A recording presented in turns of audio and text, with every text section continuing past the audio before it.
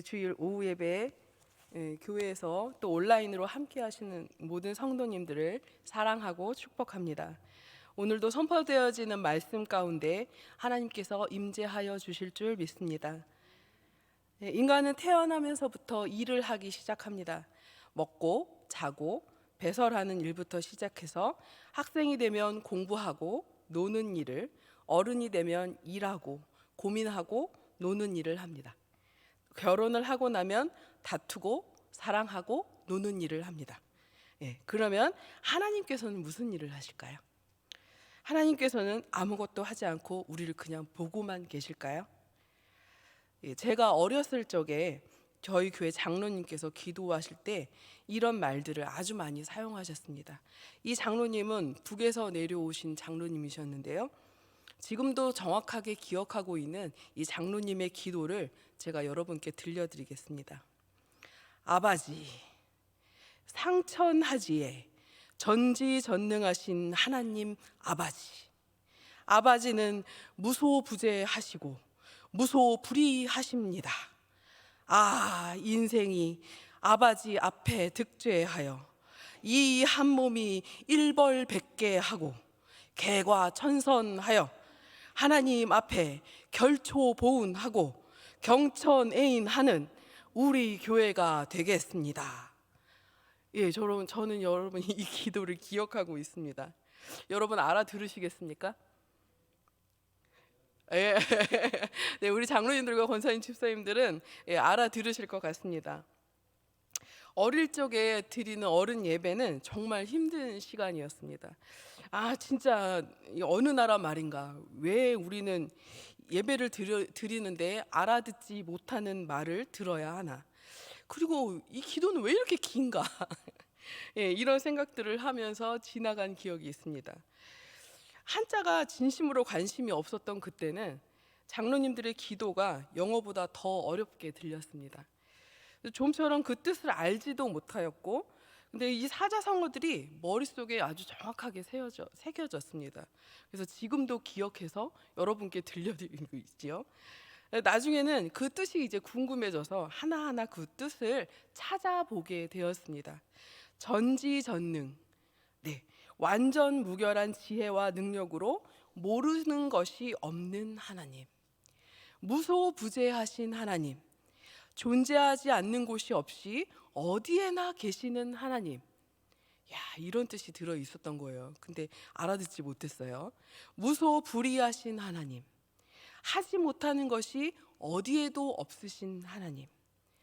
이 사자성어들은 하나님의 속성과 하나님의 한계가 없으심, 세상 가운데 우리 가운데 내주하심을 나타내고 있습니다. 기도 가운데 하나님을 높여드리고 하나님의 일하심을 찬양하는 내용이 들어 있습니다. 하나님께서는 졸지도 않으시고 주무시지도 않으시고 우리를 위하여 일하시고 계십니다. 그러면 하나님께서는 무슨 일을 하실까요?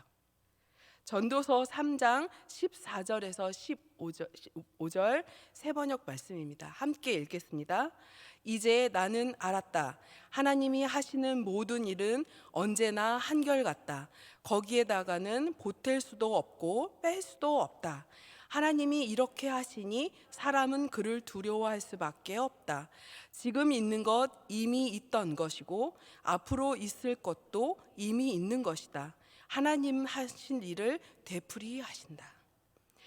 온 세상을 말씀으로 만드신 하나님께서 매일의 해와 달을 운행하시고 구름과 비를 내리시며 지구가 스스로 돌고 태양을 도는 것을 보시고 온 우주가 하나님의 질서에 따라 움직이라 하십니다. 이 일이 한치의 오차가 없이 매일, 매번, 매초에 진행됩니다. 하나님의 창조의 사역이 매일 반복되며 온 천지가 하나님의 말씀에 화답합니다. 피조된 모든 세계가 하나님과 동행해 나가는 것입니다. 이 진리를 저희 인간들은 감히 알 수도 없고 헤아릴 수도 없습니다. 측량할 수도 없습니다. 하나님의 창조 사역은 의로우시며 질서가 있습니다. 이런 하나님께서 우리를 구원하시려 독생자 예수 그리스도를 이 땅에 보내셨습니다. 구원을 얻을 자가 누구일까요? 마태복음 19장 25절에서 26절의 말씀입니다. 제가 읽겠습니다. 제자들이 듣고 몹시 놀라 이르되 그렇다면 누가 구원을 얻을 수 있으리이까? 예수께서 그들을 보시며 이르시되 사람으로는 할 수 없으나 하나님으로서는 다 하실 수 있느니라. 찬양 한 곡이 생각이 납니다. 구원하심이 보좌에 앉으신 우리 하나님과 어린 양께 있도다. 하나님의 손에 붙들린 바 되어서 구원에 참여하는 저와 여러분이 되시기를 소망합니다. 그리고 하나님께서는 이런 일을 하십니다. 출애굽기 2장 23절에서 25절 말씀입니다. 함께 읽을까요? 세월이 많이 흘러서 이집트의 왕이 죽었다. 이스라엘 자손이 고된 일 때문에 탄식하며 부르짖으니 고된 일 때문에 부르짖는 소리가 하나님께 이르렀다. 하나님이 그들의 탄식 소리를 들으시고 아브라함과 이삭과 야곱에게 세우신 언약을 기억하시고 이스라엘 자손의 종살이를 보시고 그들의 처지를 생각하셨다. 하나님께서 저희의 신음소리를 들으시고 그 신음에 귀 기울이시며 저희와 맺은 언약을 기억하시고 처지를 돌보아 살펴주시고 계신다는 것입니다.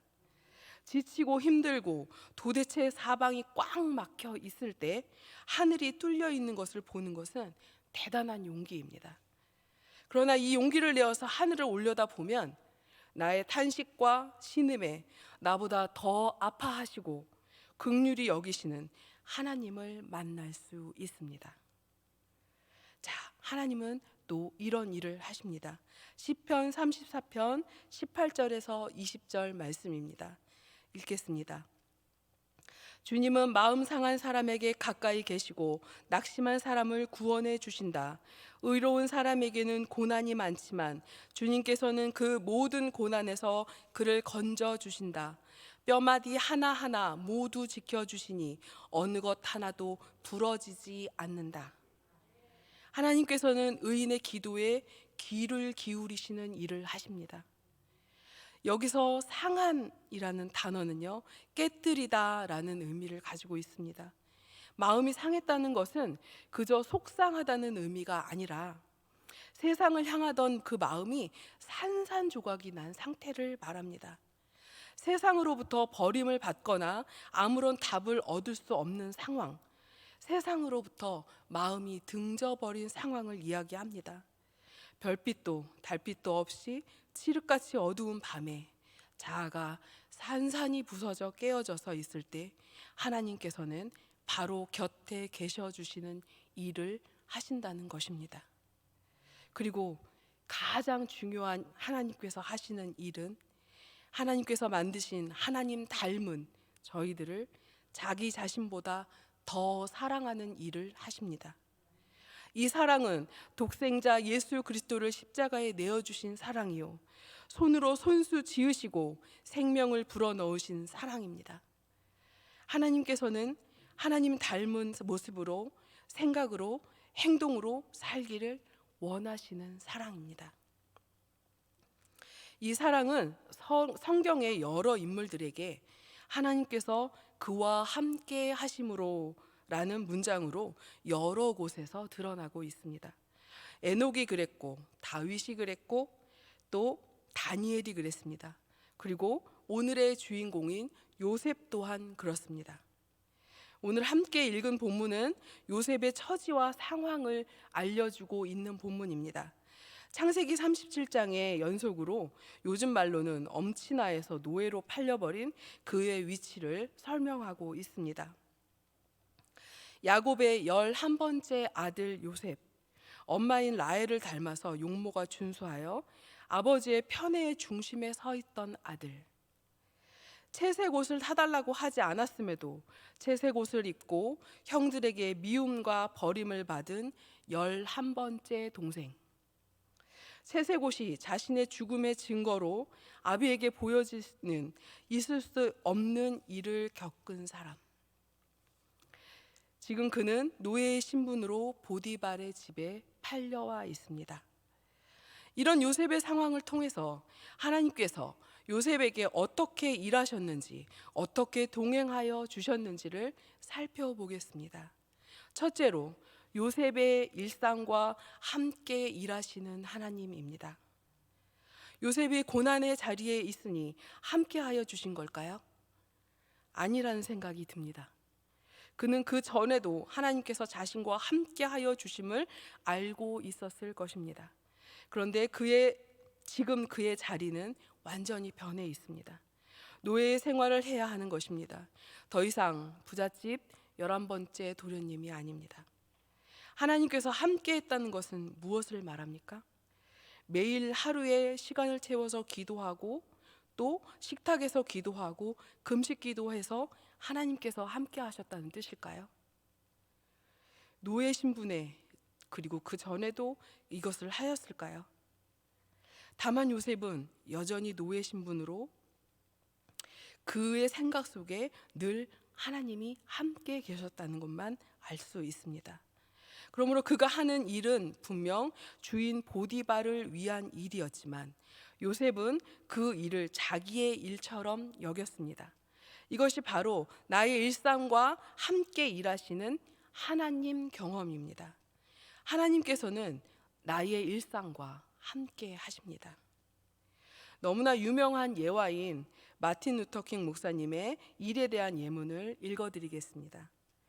어떤 사람이 청소부라는 이름이 주어진다면 그 사람은 미켈란젤로가 그림을 그렸던 것처럼, 셰익스피어가 글을 썼던 것처럼, 베토벤이 곡을 썼던 것처럼 그렇게 길을 쓸어야 합니다.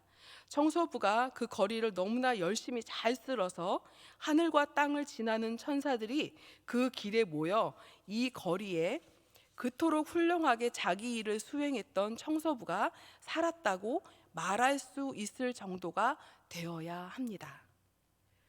당시만 하더라도 후기는 전철도 함부로 탈 수 없었고 하버드 대학이라는 높은 대학을 나와도 일자리가 주어지지 않아 점원을 해야 하는 인종차별이 심했던 시대에 살고 있었습니다. 이런 상황에 유색 인종의 자존감은 없는 단어나 마찬가지였습니다. 그러한 척박한 삶의 현장에서 자신의 일을 스스로 업신여기지 않고 하나님께서 바로 옆에 계셔서 나와 일하고 계심을 알고 가자는 권면입니다. 저와 여러분에게도 하나님께서 나의 일상과 함께 하신다는 귀한 깨달음이 있기를 구합니다. 저희의 삶은 결코 창조하신 주권자와 떨어져 살 수 없습니다. 삶의 중심에 하나님께서 계셔서 내가 움직이는가, 그 중심에 내가 있어서 하나님께서 나의 일생에 함께 하심을 잊고 사는가 점검해 보아야 합니다. 저희의 일상 가운데 일하시고 계신 하나님은 매일 나를 만나고 나를 경험하라 말씀하시고 계십니다. 둘째로, 세상의 고통 속에서 동행하시는 일을 하시는 하나님입니다. 창세기 39장 20절에서 22절 말씀입니다. 우리 같이 읽을까요? 이에 요셉의 주인이 그를 잡아 옥에 가두니 그 옥은 왕의 죄수를 가두는 곳이었더라. 요셉이 옥에 갇혔으나 여호와께서 요셉과 함께 하시고 그에게 인자를 더하사 간수장에게 은혜를 받게 하시매 간수장이 옥중 죄수를 다 요셉의 손에 맡김으로 그 재반 사물을 요셉이 처리하고. 사람이 살다 보면 고통스러운 상황이 찾아올 때가 있습니다. 지금 요셉처럼요. 그때 사람들은 보통 혼자라고 느낍니다. 또 사람들을 멀리 떠나서 혼자 있으려고 합니다. 그런데 그렇게 혼자 있으면서 하나님의 뜻을 찾고 묵상하고 나아가면 하나님과 더 깊이 만나는 시간을 가질 수 있습니다. 하지만 사람들은 보통 혼자 있을 때 더 많은 걱정과 더 많은 고민을 합니다. 그 문제를 스스로 해결하려고 하기 때문입니다. 그러나 우리가 혼자서 고통을 받고 있다고 생각할 때도 하나님께서는 우리와 함께 하시고 계십니다. 그리고 그 고통 속에서 우리에게 더 좋은 것으로 채워주시기 위해 준비하시고 계십니다. 사람은 고통을 받을 때 더욱 외로움을 느낍니다. 아무것도 없이 그저 혼자 그 어려움을 감당해야 한다는 중압감 때문에 신음합니다. 그런데 이런 고통스러울 때야말로 우리는 혼자가 아닙니다. 우리가 모두 알고 있는 모래 위의 발자국 이야기처럼 고통당하는 순간에 주님께서는 더욱 밀접하게 우리와 동행하시는 일을 하십니다. 자, 여러분, 요셉의 노예됨과 감옥에서의 생활이 유쾌했을까요? 그가 감옥에서도 제반의 모든 일을 감당하나 그는 억울하게 옥살이를 하는 죄인 노예일 뿐이었습니다. 하나님께서 그와 함께 하시는데 그의 처지는 옥살이를 하는 죄인 노예입니다. 요셉은 이런 상황들을 어떻게 견뎌낼 수 있었을까요? 이것은 하나님께서 그와 함께 하신다는 신뢰에서만이 이겨낼 수 있습니다.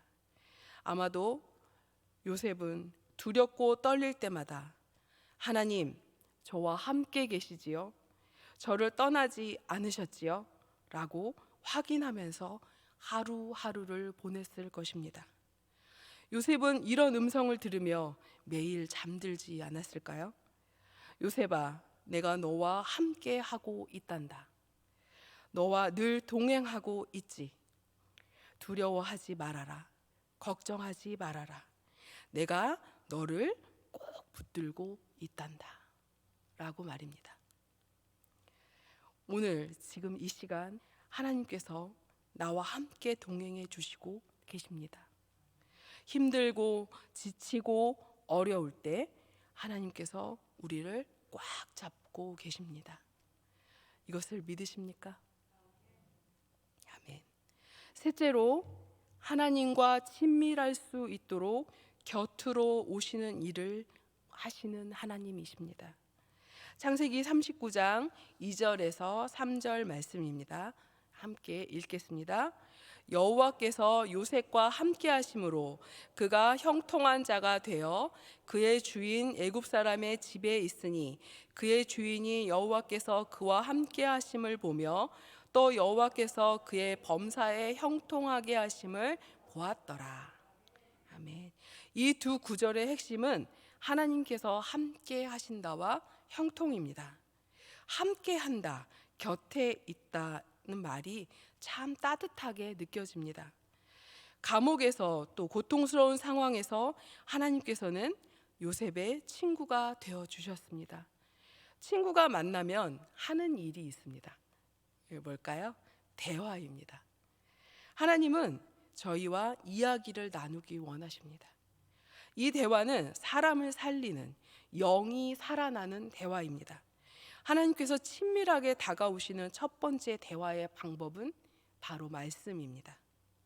말씀은 예수 그리스도입니다. 말씀이 육신이 되어서 우리 가운데 임마누엘, 우리와 함께 하신다는 것입니다.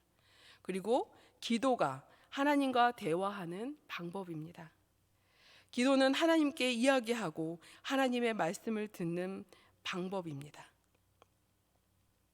하나님께 열심히 기도하고 하나님의 말씀을 듣는 시간을 잊어버리고 그냥 일어서지 마시고 하나님의 음성을 듣는 묵상의 시간을 반드시 가지시기를 권합니다. 하나님께서는 말씀으로, 음성으로, 주변의 권면으로 저희와 대화하시고 계십니다. 곁에 오시는 하나님을 무감각하여서 알지 못하거나 나로 채워져 있어서 보지 못하는 일이 없었으면 좋겠습니다. 하나님께서는 일하시고 계십니다. 저희들의 일상 가운데 함께 하시는 일을 하십니다. 고통 가운데 어깨를 감싸주시고 나보다 더 아파하시는 일을 하시고 계십니다. 그리고 친밀하게 곁에 오셔서 내가 너와 이야기를 나누고 싶다 말씀하시고 계십니다. 이런 하나님과 동행하시고 계십니까? 그러면 여기서 궁금한 게 생깁니다. 내가 하나님과 함께 동행하고 있는지 어떻게 알 수 있을까요?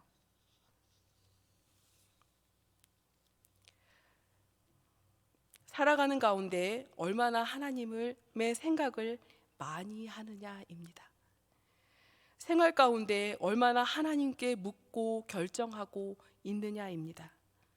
여러분은 지금 현장에서 혹은 모니터로 예배의 자리에 앉아 계십니다. 이 자리에 앉기까지 준비하는 시간에 여러분은 하나님을 생각하고 말씀을 사모하고 이 자리에 앉아 계십니다. 바로 하나님께서 요셉에게처럼 그와 함께 하셨다는 증거입니다. 그리고 기도하는 시간이 하나님께서 함께 하시고 계시다는 임재의 시간입니다.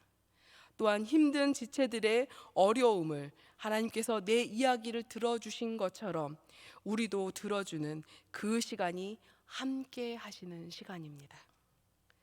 그리고 가장 중요한 것은 저와 여러분의 모든 일상 가운데 하나님께서 함께 계셔 주시고 함께 일하시고 계신다는 것입니다.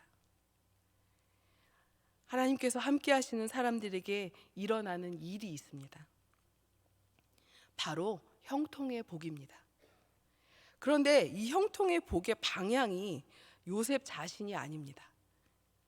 하나님께서 함께 하심으로 요셉의 주변 사람들이 이 형통의 복을 누리고 있는 것입니다. 첫째는 보디발의 가정이 이 형통의 복을 누립니다. 그리고 감옥에 가서는 간수장과 옥에 갇힌 자들이 이 복을 누립니다. 그리고 애굽 전체가 이 복을 누리고 후에는 요셉의 형제와 아비가 이 형통의 복을 누립니다. 형통의 복하면 우리는 바로 주식 상승 곡선과 또 내가 살고 있는 아파트 값의 상승 곡선을 생각할 수 있습니다. 그러나 하나님께서 함께 하실 때 누리는 형통의 복은 타인에게 흘러가고 타인은 이 복이 누구에게서 오는지 어디에서 오는지 정확하게 알고 있습니다.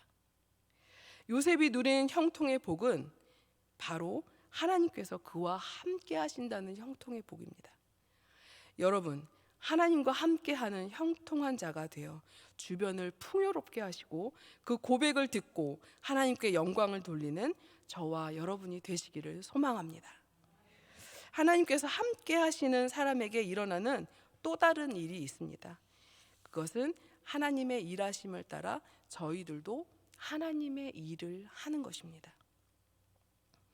고린도전서 15장 58절의 말씀입니다. 같은 본문을 두 가지 버전으로 읽겠습니다. 제가 먼저 읽고 새 번역 버전을 우리 여러분이 읽어주세요. 그러므로 내 사랑하는 형제들아 견실하며 흔들리지 말고 항상 주의 일에 더욱 힘쓰는 자들이 되라. 이는 너희 수고가 주 안에서 헛되지 않은 줄을 알미라. 새 번역입니다. 읽겠습니다. 그러므로 나의 사랑하는 형제 자매 여러분 굳게 서서 흔들리지 말고 주님의 일을 더욱 많이 하십시오. 여러분이 아는 대로 여러분의 수고가 주님 안에서 헛되지 않습니다. 하나님의 일은 새로운 것을 하는 것이 아니라 하던 일을 계속하는 것입니다. 하나님께서 함께 하심을 믿고 하는 것입니다. 그리고 다른 지체들을 돕고 서로 위로하는 것입니다. 바울은 주의 일을 할 때 자세를 말해주고 있습니다. 두 다리에 힘을 주고 굳게 서서 세상의 어떤 말이나 일에도 미혹되어 마음을 빼앗기지 말고 주의 일, 하나님의 일을 하십시오. 절대로 여러분의 수고가 헛되도록 하나님께서 내버려 두시지 않습니다. 마지막으로 마태복음 28장 20절의 말씀을 읽어드리겠습니다. 볼지어다 내가 세상 끝날까지 너희와 항상 함께 있으리라 하시니라. 하나님께서 일하시고 계십니다. 하나님께서 우리와 함께 하시는 일을 하시고 계십니다. 이런 임마누엘의 축복이 저와 여러분에게 임하기를 구합니다. 기도하겠습니다. 하나님, 요셉과 함께 하셨던 것처럼 저희들과도 함께 하여 주시기를 간절히 구합니다. 일상에서 고통 속에서 친구가 되어 주셔서 이야기 나눠 주시고 하나님과 동행하는 복 누리며 교회와 세상에 이 복을 나누는 참된 그리스도인이 되게 하여 주옵소서. 예수님의 이름으로 기도드립니다. 아멘.